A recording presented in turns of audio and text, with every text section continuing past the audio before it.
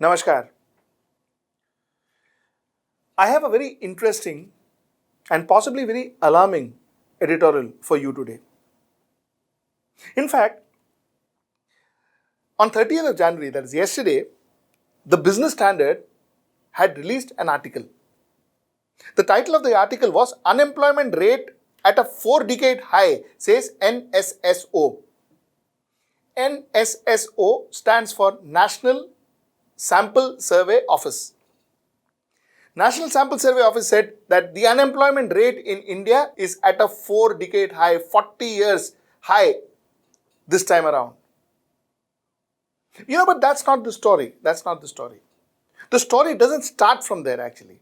The story starts with the fact that, and if you remember, before I get into the story, if you remember, a lot of media has been constantly telling you that there are no numbers which are forthcoming. There is no government statistics which are forthcoming.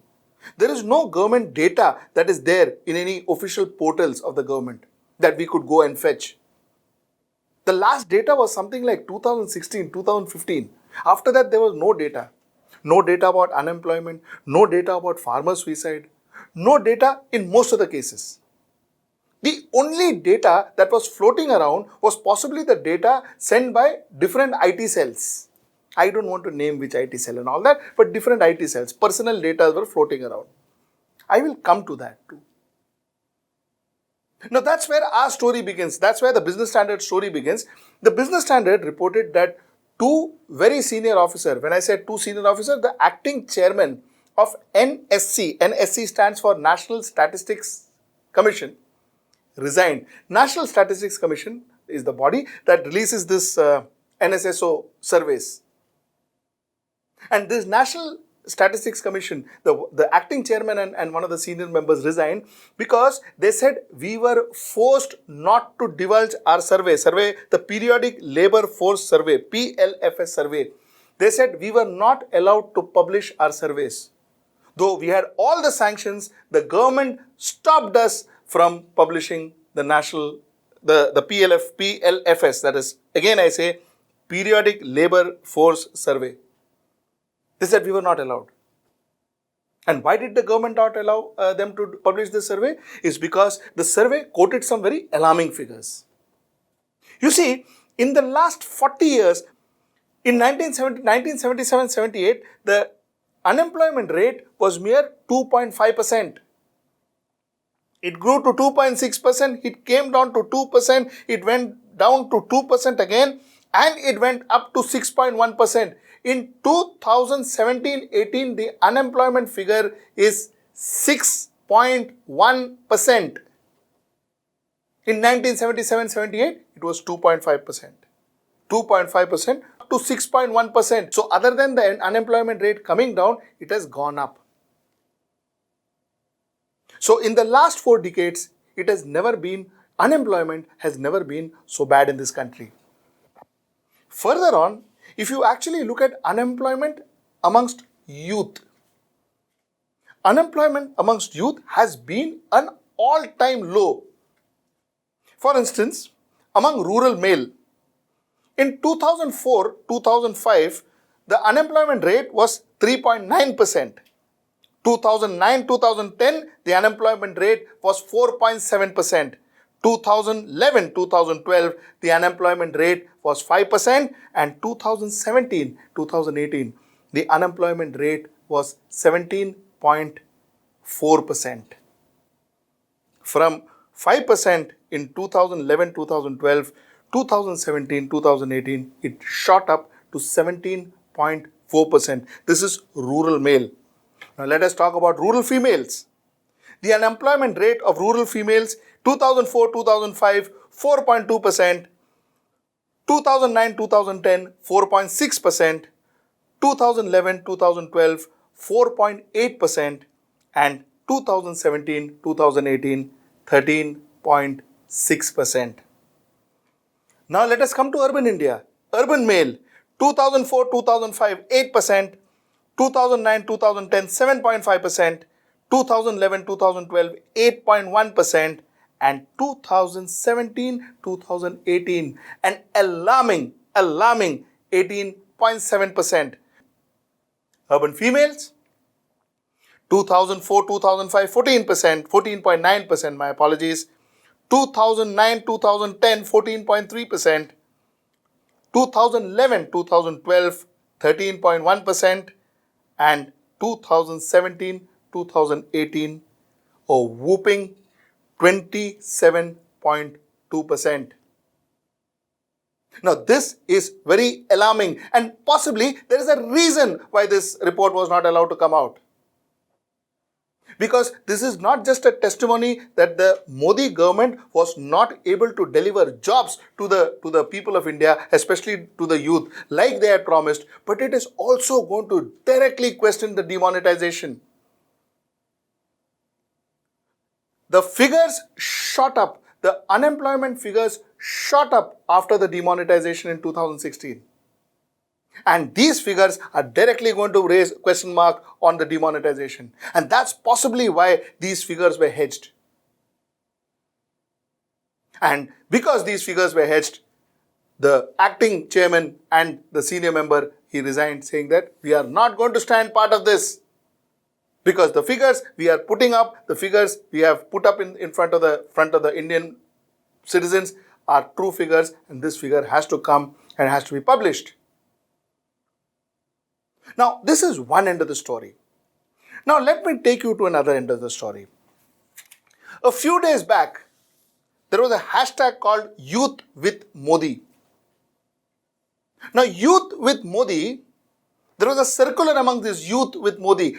This is possibly, these hashtags are floated by the IT cell. These hashtags are promoted by the so-called IT cell of BJP to promote and to propagate their functioning and to propagate about the Prime Minister and to propagate how good their job has been in the last 4 years.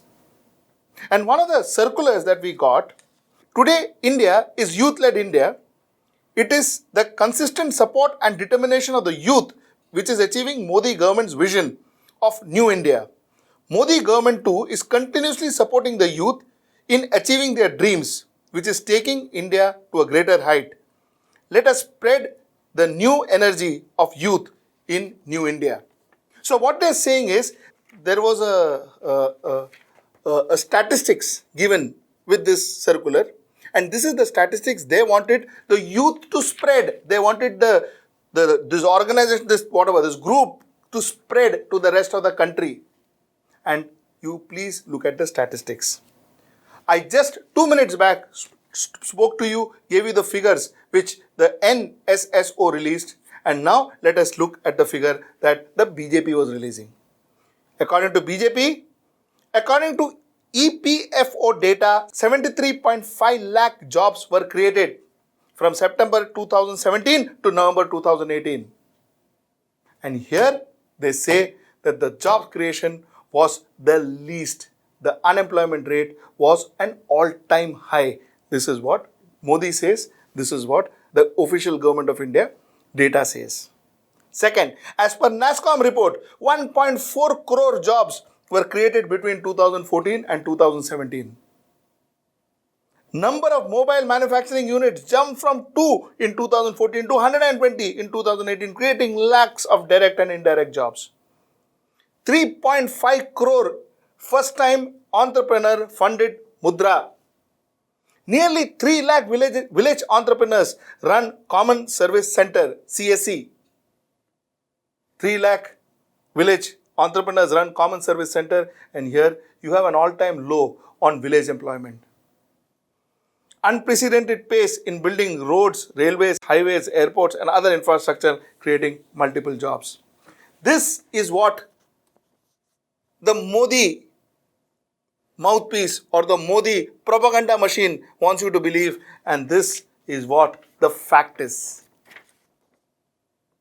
This fact was not allowed to be published. And because this fact was not allowed to be published, the acting chairman resigned. He said, I don't want to do this job. And this is the fact that is now in front of you. So you have one data that is supposedly come from the NSSO, the government body. And you have another data that has supposedly come from the BJP IT cell.